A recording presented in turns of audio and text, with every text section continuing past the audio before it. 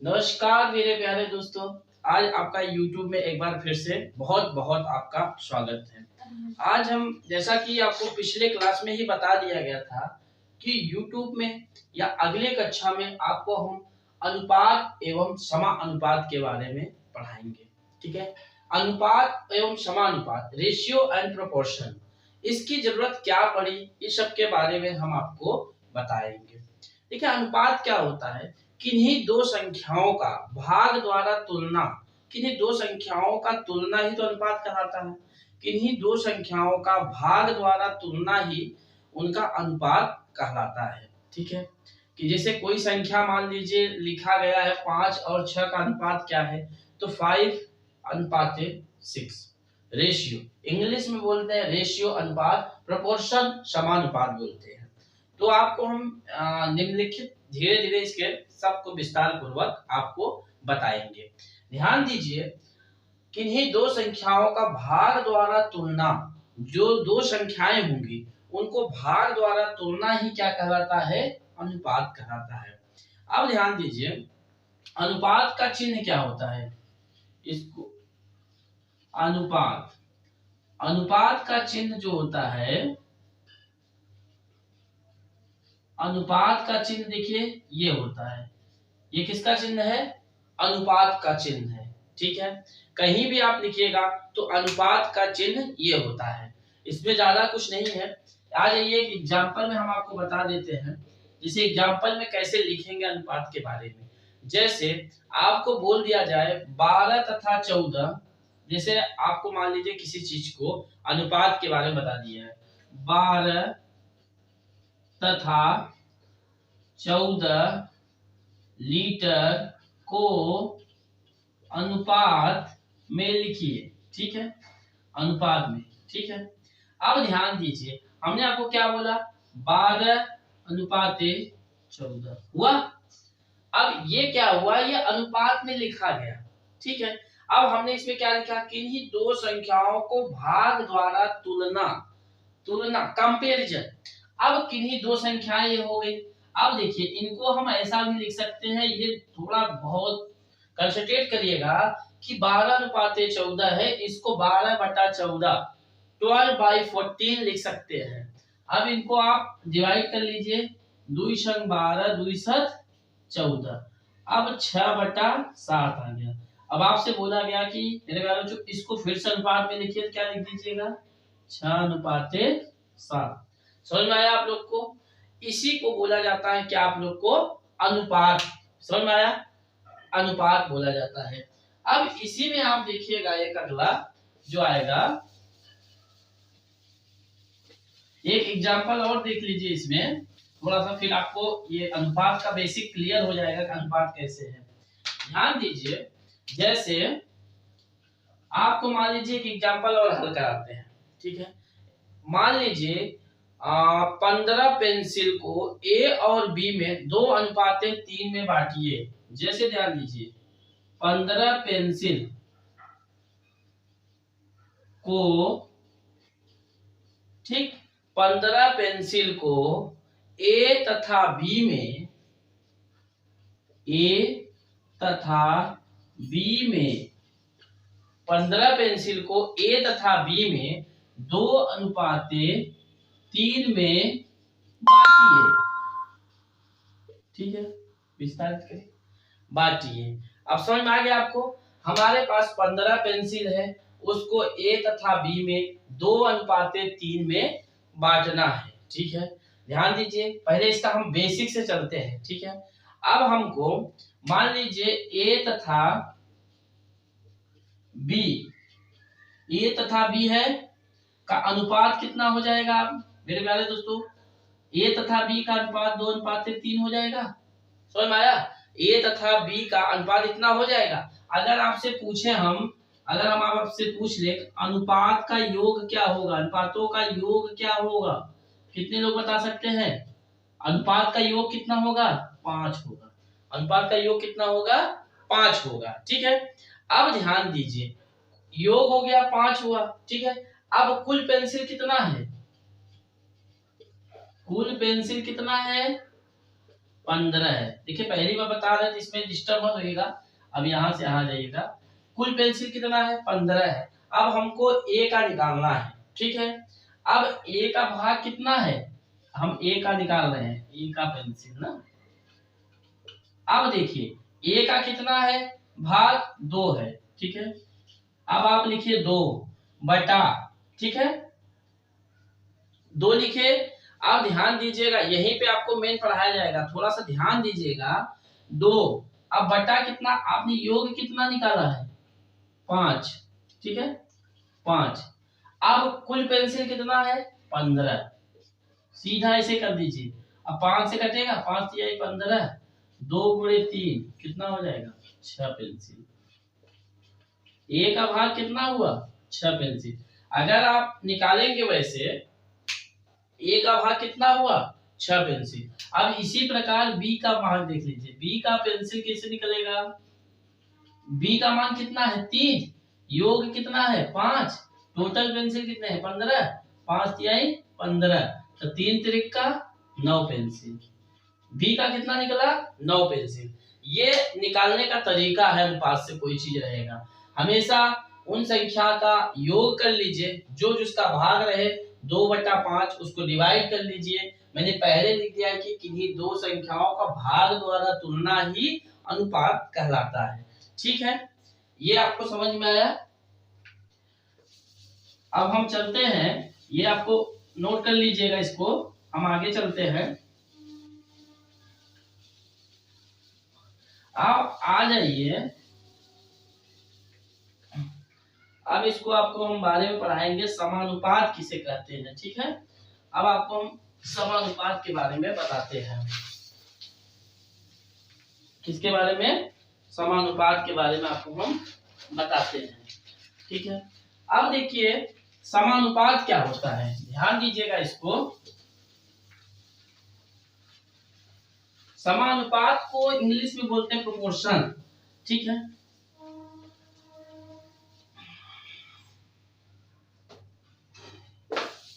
समानुपात देख लीजिए आप। अब देखिए समानुपात क्या है? समानुपात, प्रोपोर्शन, ठीक है। अब ध्यान दीजिए, प्रोपोर्शन क्या होता है? किन्हीं दो अनुपातों को आपस में, यदि दो अनुपात आपस में समान हो, उन्हीं संख्याओं का समानुपात कहा जाता है। अगर ध्यान दीजिए, दो अनुपात, यदि दो अनुपात आपस में समान हो, यदि दो अनुपात ना आपस में समान हो, दो अनुपात आपस में समान हो, उन्हें क्या कहा जाता है? समानुपात। जैसे देखिए एग्जांपल आप देख लीजिए, 2:3 है। अगर हम यहीं पे लिख दे, ये क्या हुआ? इसका समानुपात हुआ, ठीक है, समानुपात। अब ध्यान दीजिएगा, एक समानुपात का चिन्ह क्या होता है? समानुपात, समानुपात का चिन्ह होता है, देखिए डबल ए, ठीक, इसको नोट कर लीजिएगा। समानुपात का चिन्ह क्या होता है? ये, ठीक है। अब जैसे हमने इसको, हमको कह दिया जाए समानुपात में लिखने के लिए, आप कैसे लिखिएगा? 2:3 समानुपात, ये देखिए डबल हो गया, समानुपाते 4:6 हुआ। इसको क्या बोलते हैं? समानुपात। आपको समझ में आया? समानुपात का चिन्ह क्या होता है? डबल अनुपात का हो गया। ये अगर 2:3 कोई 4:6 है, अब इसको हमको बोल दिया जाए कि समानुपात लिखिए, हम कैसे करेंगे? बीच में एक चीज लगा देंगे, समानुपात 2:3 समानुपाते 4:6। समझ में आया? अब ध्यान दीजिए, अगर अनुपात कोई चीज थी, जैसे अनुपात है ना, अब इसमें क्या है? ये पहला पद है, ये दूसरा पद है कि नहीं? ध्यान दीजिए, जैसे 4 है, 4 पहला पद, 6 दूसरा पद हुआ, ठीक है। अब मान लीजिए इसमें 4 हो गए, ठीक है, कितने हो गए? 4 पद हो गए। तो भाई जैसे मान लीजिए कभी कभी क्वेश्चन कैसे इसमें बनाया जाता है, जैसे इसी को गायब कर देगा, ठीक है। हमेशा ये जान लीजिएगा, ये जो चारों रहेंगे एक दूसरे से संबंध जरूर रहेंगे। कभी कभी जो सवाल लगाया जाएगा, इसमें यक्स मान लीजिए इसको गायब कर देगा, बोल देगा आप इसका मान निकालिए। तो आप ये लिख लीजिए, सूत्र है इंपॉर्टेंट है, इसको लिख लीजिए। पहला पद गुणे दूसरा पद बराबर, ध्यान दीजिए, लिख लीजिए इसको, सॉरी, यहाँ पे पहला पद गुणे अंतिम पद रहेगा। पहला पद गुणे अंतिम पद बराबर दूसरा पद गुणे तीसरा पद। ठीक है, ध्यान दीजिए इसको, दूसरा पद गुणे तीसरा पद। देखिए, इसको याद रखने की जरूरत नहीं है, कभी भी ध्यान दीजिएगा, पहला किससे संबंधित है, अंतिम में, बचा क्या, दूसरा तीसरा बचा। ये ध्यान दीजिएगा, अनुपात कभी भी आएगा तो पहला अंतिम, ऐसे याद कर लीजिए, पहला अंतिम दूसरा तीसरा। भाई पहले का किससे संबंध रहेगा, भाई जैसे आप क्लास में आए, आप क्लास में पहला आए और संबंध किससे आया, अगर घर वाले पूछे कि आप पहला कौन आया, आप पहला आए, अंतिम कौन आया, अंतिम से संबंध, बचे कौन, दूसरा तीसरा, सीधा सा बात है, पहला का संबंध अंतिम से, ये हुआ। अब ध्यान दीजिए, इसमें आपसे पूछ लिया जाए तो पहला पद क्या हुआ है, 2 है, निशान जुड़ा, अंतिम पद क्या है, 6 है, बराबर, दूसरा पद क्या है, 3, तीसरा पद क्या है, 4। समझ में आ गया, यही चीज होता है। अब एक चीज ध्यान दीजिएगा, ये जो होता है, ध्यान दीजिएगा, इसको पहला पद अंतिम पद, ये देखिए सबसे बाएं है, ये सबसे बाएं है, और ये क्या है, दोनों मध्य है, तो इनको एक ये भी सूत्र बोला जाता है, ध्यान दीजिए, बाह्य पदों का, एक ये भी नोट कर लीजिए, बाह्य पदों का गुणनफल बराबर अंतः पदों का गुणनफल। ठीक है, बाह्य पदों का गुणनफल बराबर अंतः पदों का गुणनफल। देखिए, जैसे बाह्य पद 2 गुणे 6, जो बाहर के हैं, सीधा सा समझिए ना भाई, जो बाहर है, बाहर कौन है, 2 के अलावा कोई है, इसका कोई नहीं, 6 के बाद कोई नहीं, बाहर पद हो गए। अंतर क्या हुए, ये शब्द आएंगे बाह्य और अंतर, इसमें आप डिस्टर्ब मत होइएगा कि बाह्य किसे कहते हैं, अंतर कहते किसे कहते हैं। समझ में आया, ठीक है। अब ध्यान दीजिए आप इस चीज को कि बाह्य पद समझ में आ गया आपको। अब ध्यान दीजिए, कभी कभी इसमें दे देता है एक सवाल, जैसे इसमें दे देता है, ध्यान दीजिएगा, आपको सवाल हम यहाँ बता देते हैं। ठीक है, ध्यान दीजिए इसको सवाल। अब सवाल क्या दे देता है, कभी कभी मान लीजिए यहाँ पे क्वेश्चन मार्क दे दिया, ठीक है, क्वेश्चन मार्क अनुपाते 8 दे दिया, समानुपाते, ठीक है, समानुपाते 9 अनुपाते 12 दे दिया। ठीक है, अब ये क्वेश्चन मार्क आपको निकालना है। मान लीजिए हम यहाँ यक्स मान लीजिए, यक्स अनुपाते 8 समानुपाते 9 अनुपाते 12। ठीक है, अब ध्यान दीजिए, आप बोलिएगा सर इसकी जरूरत क्या पड़ी, अब यही तो जरूरत हुई भाई, ये सवाल दे दिया कि इसका मान निकालिए ना। अब इसका मान निकालने के लिए हमने क्या बोला था, अब आप इस दोनों सूत्र पे आ जाइएगा। हमने क्या बोला था आपको, बाह्य पदों का गुणनफल अंतः पदों का गुणनफल। अब बाह्य क्या क्या है, बाह्य क्या क्या है फिर दोस्तों, बाह्य यक्स हुआ गुणे 12 बराबर 8 गुणे 9, अंतः पद ये हुए, बाह्य ये ही हुए। अब यक्स को तो अकेले छोड़ दीजिए, 8 गुणे 9 बटा 12। अब यक्स बराबर, इसको काट दीजिए, 4 तिहाई 12, 4 दूनी 8, फिर 2 गुणे 9 बटा 3 आ गया, 3 त्रिका 9 आ गया, तो 3 दूनी 6 आंसर आया। अब ध्यान दीजिए, आप बोलिएगा सर आपने एक सूत्र ये भी लिखाया है, पहला पद गुणे अंतिम पद, दूसरा पद। अब देखिए हमने लिखा यही है, पहला पद गुणे अंतिम पद। ठीक है, यहाँ पे देखिए ये तो सूत्र हो गया, पहला पद गुणे अंतिम पद, पहला अंतिम दूसरा तीसरा लिख दिए। ठीक है, यही तो हुआ आपका। ठीक है, ठीक है, इसको नोट कर लीजिए, मैं बता देता हूँ। अब ध्यान दीजिए आप, अब आपको ये हमारे हिसाब से आपको अनुपात समानुपात में सब समझ में आ गया होगा। और जिस चीज में आपको मान लीजिए इसमें नहीं समझ में आया हो तो कृपया आप कमेंट बॉक्स में जरूर लिखिए इस चीज को। आप कमेंट बॉक्स में इस चीज को लिखेंगे तो हमको जानकारी मिलेगी, इस चीज में नहीं समझ आया, हम उस चीज को आपको फिर से बता देंगे। ठीक है, कमेंट बॉक्स में जरूर लिखा करिए इस चीज को। और आपको पहले बता दिया गया, जिस चीज में आपको वीडियो चाहिए तो हम आपको एक चीज वीडियो बना देंगे। ठीक है, अब ध्यान दीजिए, औसत मान क्या होता है? क्या है औसत मान? ठीक है, क्या है औसत मान? क्या होता है औसत मान? को एवरेज, AVERAGE, एवरेज, ठीक है। और अब ध्यान दीजिए औसत मान क्या होता है? किसी संख्या या समूह की विशेषता को एक संख्या द्वारा व्यक्त करना ही औसत मान कहलाता है। ध्यान दीजिए, किसी संख्या या समूह को, मान लीजिए किसी संख्या या समूह को एक संख्या द्वारा व्यक्त करना ही औसत मान कहलाता है। ठीक है, किसी संख्या या समूह की विशेषता को एक संख्या द्वारा व्यक्त करना ही औसत मान कहलाता है।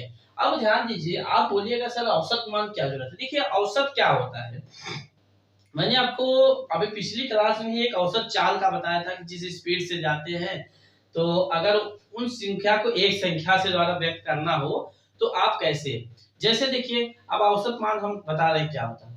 ध्यान दीजिए, जैसे मान लीजिए अपने घर पे ही एक गाय है या भैंस है, ठीक है। आप मान लीजिए अपनी गाय या भैंस है, ठीक है। अगर भैंस, मान लीजिए भैंस है, पहले दिन, मान लीजिए पहले दिन उसने 6 लीटर दूध दिया। कितना दिया? 6 लीटर। अगर दूसरे दिन हमने उसको चारा खिलाया, चारा या गांव की भाषा में होता है चूनी। चूनी क्या होता है, जैसे उनको मतलब उनका चारा मिलता है तो उसको खिलाइए, तो मान लीजिए 8 लीटर दिया, ठीक है। कितना लीटर दिया? 8 लीटर दिया।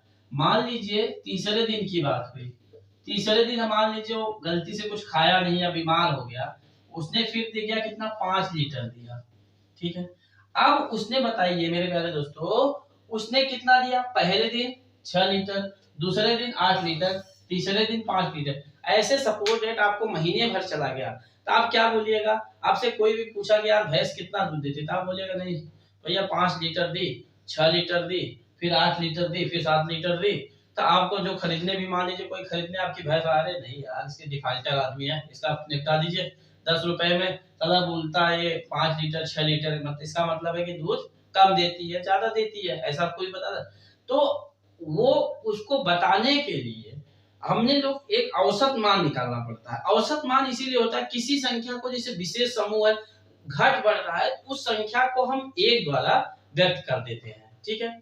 अभी जैसे आपसे पूछा जाए कि यार लगभग, जैसे अपने गांव में ही किसी से पूछा यार लगभग बारात में कितने आदमी जाते हैं, कोई बाहर से आया मान लीजिए शहर से, तो यार कितने जाते हैं? तो आप बोल दीजिएगा नहीं यार हमारे में 100 जाते हैं, इनमें 200 गए थे, इसमें 100 गए, इसमें 150 गए थे, इसमें 800 गए थे। तो एक औसतन जो बताइएगा कि यार कम से कम 150 या 250 जाते ही है, तो उसी को औसत, एक विशेष समूह कहा नहीं गया इसमें, किसी संख्या या समूह को एक विशेष संख्या द्वारा व्यक्त करना ही क्या कहलाता है?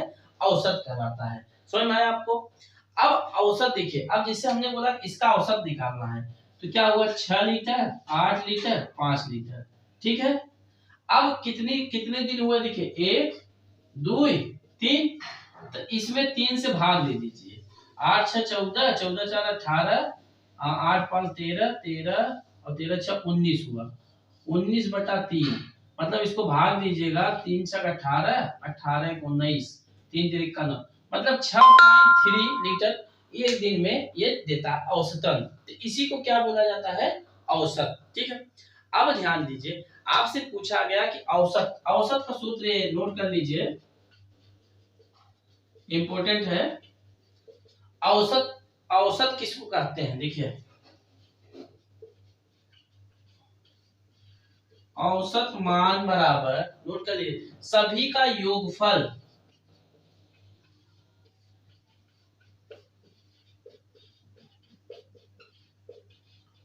सभी का योगफल बटा संख्या। जितनी संख्या रहे सभी का योगफल कर दीजिए, प्लस उसके भाग दे दीजिए, जितनी संख्या रहे उसी को क्या बोला जाता है, औसत मान निकालने के लिए। ठीक है, ये समझ में आया आपको। एक हम आपको एग्जांपल समझा देते हैं। एग्जांपल आपको समझाने के लिए, मिटाने का डिस्टर्बेंस तो है नहीं, ठीक है, मैं एक इसको मिटा के आपको दिखा देता हूँ। एक एग्जांपल देख लीजिए आप। एग्जांपल क्या होता है, जैसे आपको बोल दिया गया, ध्यान दीजिएगा, 150, 250, ध्यान दीजिएगा, हम औसत निकालने की बात कर रहे हैं। ठीक है, 150, 250 तथा 200 का औसत देख लीजिए। यहाँ देख लीजिएगा आप, इधर अगर थोड़ा सा भी ध्यान भटकिएगा तो आपकी गलती हो, क्योंकि मैं इसमें हर एक बेसिक की जानकारी दे रहा हूँ। कई लोगों को लग रहा है सर यार एकदम बेसिक पढ़ा रहे हैं, क्योंकि ये शुरुआत है। इसमें हर एक कॉन्सेप्ट आपका बेसिक का क्लियर होना चाहिए। जैसे औसत कहा, तो औसत, जब आपका औसत, मान लीजिए किसी सवाल लगा रहे हैं, जब औसत की बात आई तो आपका जब माइंड एकदम नीचे होना चाहिए, नहीं मैंने औसत हाँ यहाँ से पढ़ा, तो वो चीज सवाल का मजा अलग होगा लगा। अब औसत या माध्य, ये ध्यान दीजिएगा, ये नया शब्द है, माध्य निकालिए।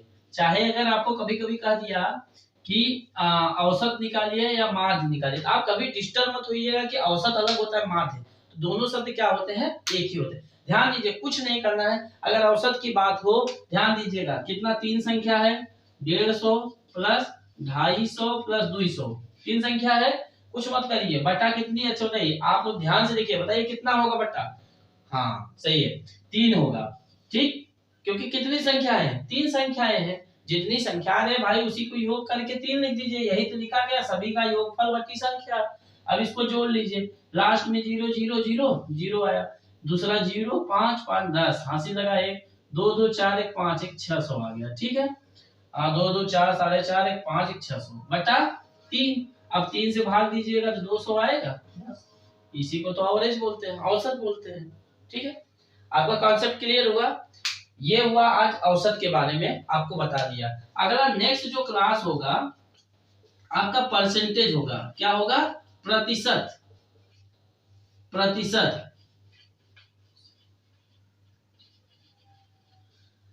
परसेंटेज, प्रतिशत के बारे में अगला क्लास हम बताएंगे। ठीक है, अगले क्लास में हम आपको प्रतिशत के बारे में बताएंगे। अच्छा ध्यान दीजिएगा, आपको हम एक वीडियो अभी बनाते हैं, जैसे कि आपको रेलवे से जुड़े बनाएंगे।